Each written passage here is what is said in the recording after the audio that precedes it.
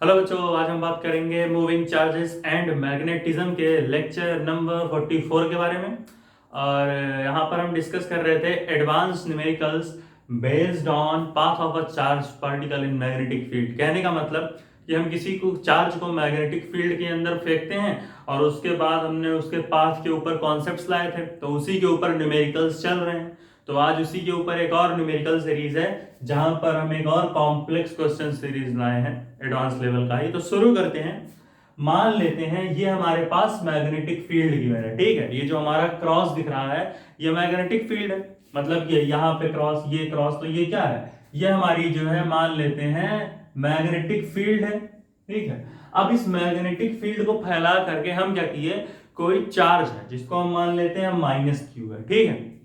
अब उस minus Q charge को हम क्या कर रहे हैं, माइनस क्यू चार्ज जो हमारा है उसको हमने इस डायरेक्शन में फेंका, मान लेते हैं v वेलोसिटी से, ठीक है। हमने क्या किया, हमने जो है v वेलोसिटी से ऐसे इसको इस नेगेटिव चार्ज को हमने v वेलोसिटी से क्या किया, v वेलोसिटी से हमने जो है इसको ऐसे फेंक दिया इस डायरेक्शन में, ठीक है।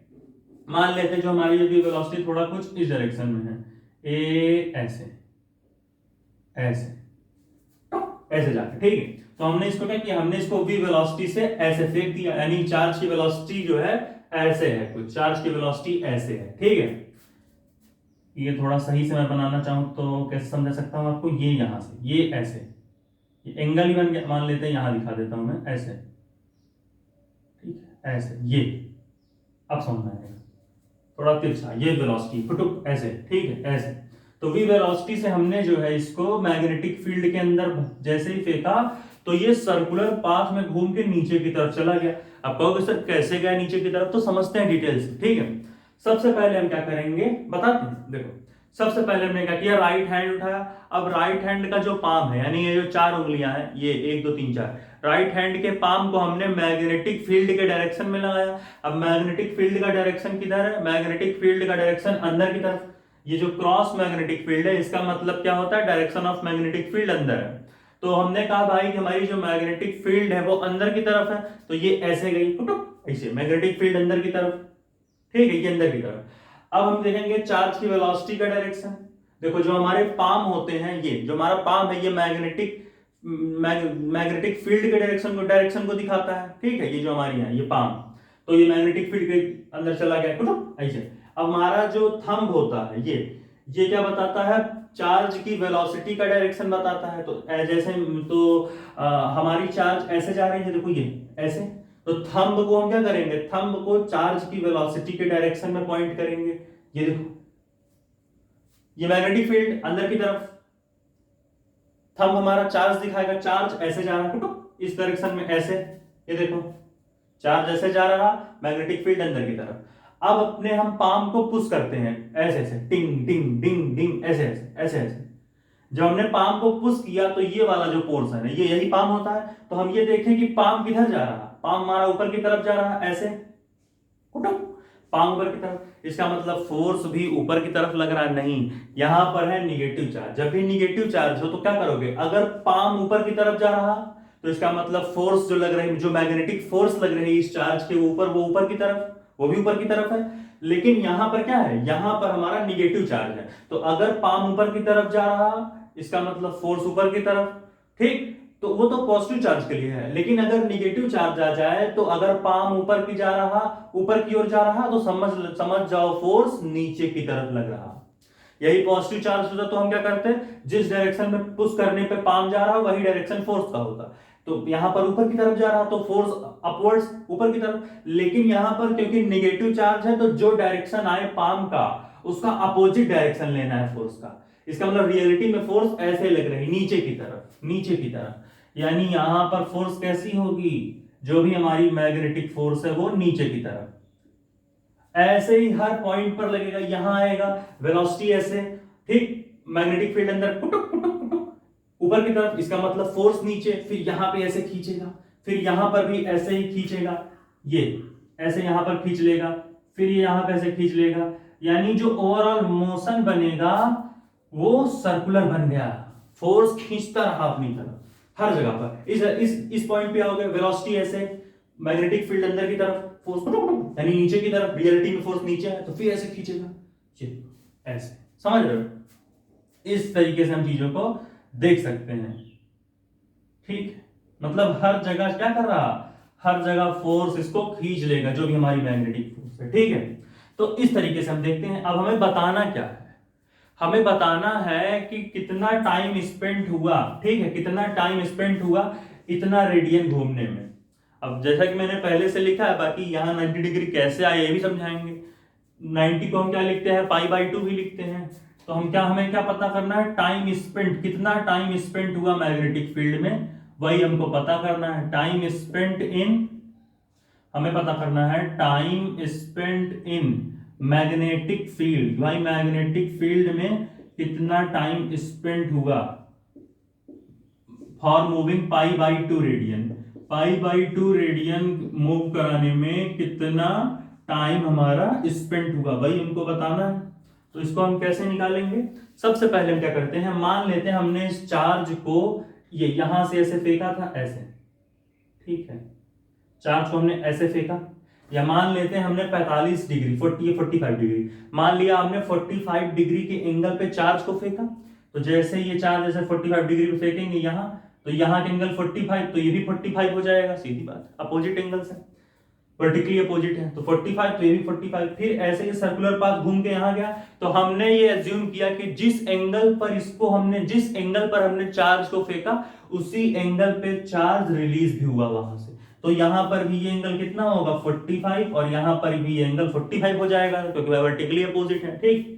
फिर हमने कहा कि अगर ये 45 है, ठीक है, ये तो बन गया सर्किल। अब मान लेते हैं हमारे सर्किल का जो है वो सेंटर होगा, ठीक है। तो हम मान लेते हैं ये हमारा पूरा सर्किल हो चुका है, ठीक है, ये हमारा पूरा क्या है, ये हमारा पूरा मान लेते हैं भाई कि सर्किल हो गया। तो सर्किल का ये रेडियस होगा, मान लेते हैं ये सर्किल का रेडियस हो गया, ये भी सर्किल का रेडियस हो गया, ठीक है, यहां से यहां तक, यहां से यहां तक। अब जैसा कि ये ट्रायंगल बन चुका है, अब अगर ये 45 डिग्री एंगल है, ठीक है, अगर हम कहें भाई कि ये हमारा जो है 45 डिग्री एंगल है, तो ये क्या है, ये हमारा टेंजेंट है सर्किल का, ये हो जा रहा है, और ये हमारे सर्किल का रेडियस है, ठीक है। तो अगर ये 45 होगा तो सीधी बात है ये एंगल भी 45 हो जाएगा, ठीक है, और यहां पर ये एंगल 45 है तो ये एंगल 45 हो जाएगा, ठीक है। अब अगर 45 ये हो गया, 45 ये हो गया, तो ये जो दिख रहा है, ये 1 2 3 3 हम देख रहे हैं 3 साइड्स, तो ये एक ट्रायंगल बना रहा। तो अगर ये एक 45 है, ये भी 45 है, तो ये 90 हो जाएगा, सीधी बात। ऐसा क्यों, क्योंकि ये एक ट्रायंगल बन रहा। अब 3 एंगल का सम, पहला एंगल क्या है, पहला एंगल 45 डिग्री, दूसरा भी एंगल 45 डिग्री, तीसरा हमको मालूम नहीं पता, x लिख दिया, इज इक्वल टू हमारा क्या है, इज इक्वल टू मान ले, हाँ, तीनों एंगल का सम कितना होता है, 180 डिग्री होता है। अब 45 पर प्लस 45 90, तो 90 degree plus x equal to क्या हो गया, 180 डिग्री।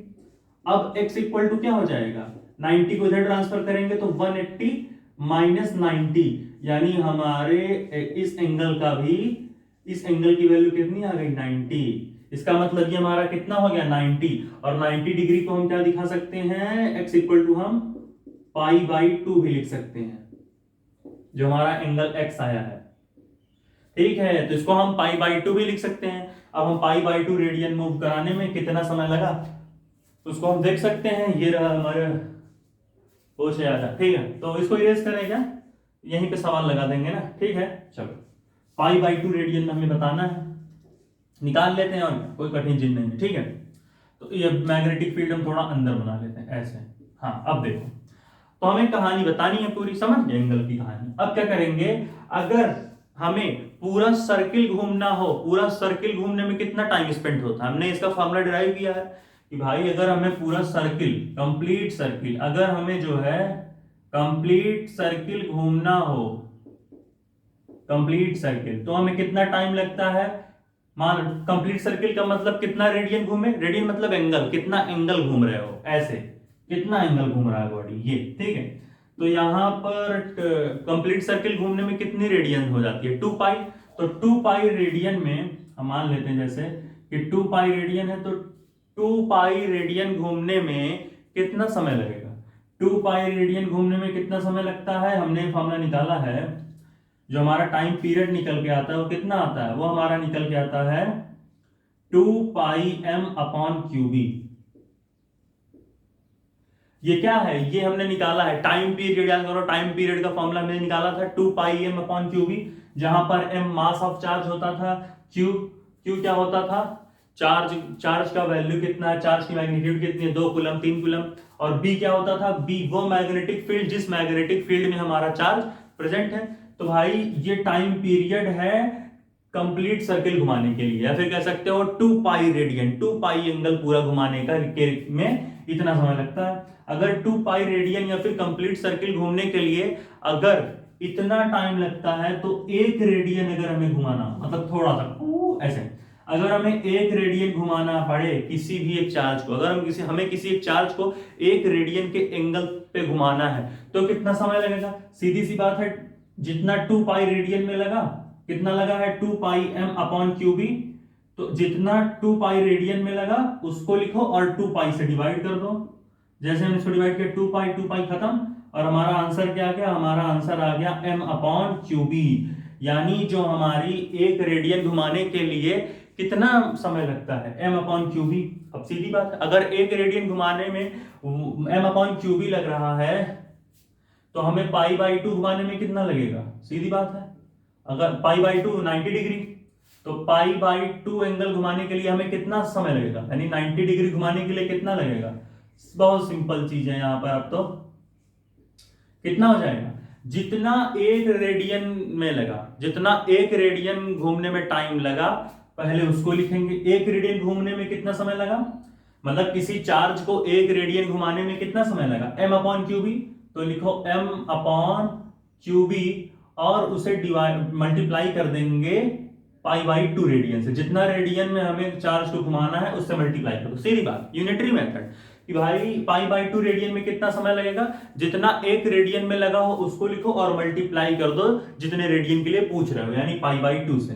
तो हमारा आंसर क्या आ जाएगा, इसको थोड़ा मैं सही से लिख लेता हूं। तो हमारा जो आंसर होगा π/2 के लिए वो कितना होगा, π/2 रेडियन घुमाने के लिए हमको लग जाएगा m/क्यूबी इंटू π/2। ये इतना टाइम हमें लगेगा, यानी जो हमारा टाइम पीरियड आ गया ये पूरा एंगल घुमाने के लिए वो कितना आ गया, वो हमारा आ गया m/क्यूबी m/क्यूबी इंटू π/2। ये हमारा आ गया ओवरऑल आंसर। ठीक ठीक है, ये किसके लिए था, मान लेते इसको T1 मान लेते हैं, ये टाइम पीरियड कंप्लीट सर्किल है, इसको मान लेते हैं T2 है। ठीक है, ये हमारा 1 डिग्री के लिए। तो इस तरीके से हम लगा, अभी से नोट करो, मैं हटाऊं, फिर इसके बाद 1-2 सवाल और देखते हैं और उसके बाद लेक्चर को खत्म करेंगे। ठीक है, हो गया, नोट कर लिए क्या। इसके बाद एक और सवाल देखते हैं अच्छा सा, फिर इसके बाद क्वेश्चंस को खत्म करते हैं। ठीक है, चलो भाई, हो गया, चलो इरेज कर दे रहा हूं।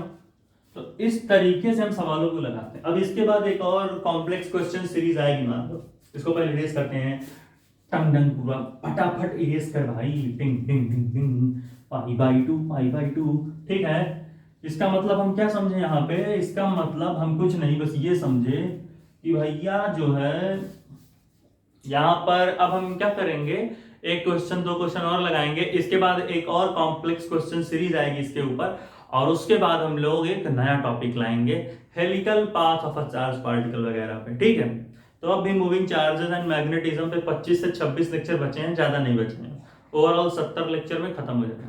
तो एक और क्वेश्चन हम लोग देख लेते हैं, मान लेते भाई यहाँ पर, ठीक है, मान लेते हैं कि हमको जो है कोई क्वेश्चन बनाते हैं पहले कि क्या हम यहाँ पर ले सकते हैं चीजों को। ठीक है, तो हम मान लेते हैं, ठीक है, मान लेते हैं टाइम पीरियड है। ठीक है, हमें जो है टाइम पीरियड दे रखा है। ठीक है, टाइम पीरियड फॉर मूविंग, मान लेते हैं हमें टाइम पीरियड दिया है for moving a complete circle, मतलब किसी चार्ज को।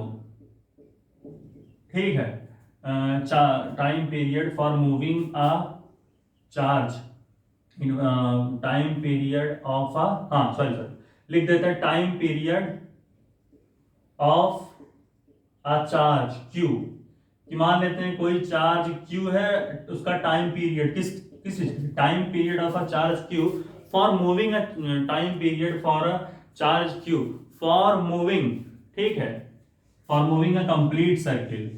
मतलब कि अगर हमारे पास कोई एक चार्ज है, ठीक है, और उसे कंप्लीट सर्किल घुमाने के लिए, ठीक है, for moving a complete circle, बताते for moving a complete circle, for moving a complete circle is 2πm upon QB, ठीक है। मतलब कि हमारे पास कोई एक चार्ज पार्टिकल है और उस चार्ज को घुमाने के लिए, उस चार्ज को कंप्लीट सर्किल घुमाने के लिए, मतलब 2π रेडियन घुमाने के लिए हम मान लेते हैं कितना समय लगा, 2πm अपॉन क्यूबी समय लगा। मतलब कोई चार्ज है, उसे कंप्लीट सर्किल घुमाने के लिए हमें समय लगा 2πm अपॉन क्यूबी।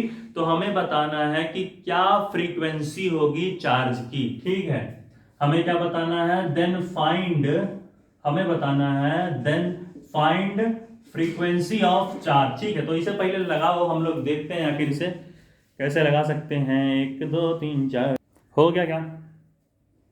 मैं चला गया था भाई, कैमरा वैमरा सब गड़बड़ था, शायद ऐसा लगा।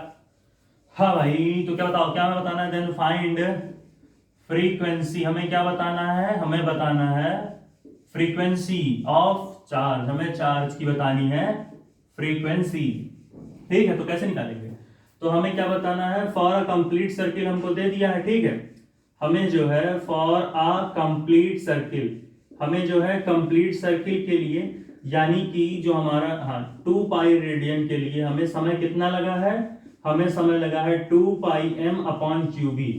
तो हमारा जो टाइम पीरियड है वो क्या है, कंप्लीट सर्किल घुमाने के लिए, कंप्लीट सर्किल घुमाने के लिए हमारा टाइम पीरियड कितना है, 2πm अपॉन क्यूबी। हमें बताना है चार्ज की फ्रीक्वेंसी क्या होगी, मतलब कोई एक चार्ज था यहाँ पर, ठीक है, इसे 2π रेडियन घुमाने में, जो हमारी एंगल है 2π रेडियन घुमाने में कितना समय लगता है, 2π रेडियन घुमाने में हमें समय लगा, हमें जो टाइम लगा वो क्या लगा, 2πm अपॉन क्यूबी, ये हमारा हो गया था टाइम पीरियड। तो इस चार्ज की फ्रीक्वेंसी क्या होगी, मतलब इसके वाइब्रेशंस क्या होंगे, इस चार्ज की फ्रीक्वेंसी क्या होगी 2π रेडियन घुमाने के लिए। तो हमने क्या पढ़ा है, हमने जो है टाइम पीरियड, सॉरी पूछे कहाँ है भाई तू, चलो ऐसे लिख देते हैं, ठीक है। तो हम क्या देखेंगे, जो हमारा फ्रीक्वेंसी होता है चार्ज पार्टिकल का, वो क्या होता है, वो टाइम पीरियड का इनवर्स होता है। इसका मतलब जो हमारी फ्रीक्वेंसी होगी क्या होगी, 1/t कर देंगे, रेसिप्रोकल ऑफ टाइम। तो यहाँ पर फ्रीक्वेंसी निकालने के लिए हम क्या करेंगे, ज्यादा कुछ नहीं, इसको हम लिखेंगे 1/t, 1/t। अब t हमारा यहाँ पर क्या है, 1 अपॉन 2πm अपॉन क्यूबी, ये हो गया। अब क्यूबी ऊपर आ जाएगा, 2πm नीचे, तो आ गया क्यूबी अपॉन 2πm। तो मतलब ये फ्रीक्वेंसी होगी चार्ज की for moving a complete circle. क्या होगा, ये फ्रीक्वेंसी हमारी आएगी, कितनी फ्रीक्वेंसी आएगी भाई, हमारी फ्रीक्वेंसी की वैल्यू आती है 1/t is equal to 2πm upon QB. Circle वगैरह भी देखो कैसे कैसे सवाल यहाँ पर लग रहे हैं, ये बहुत देखना जरूरी है, ठीक है।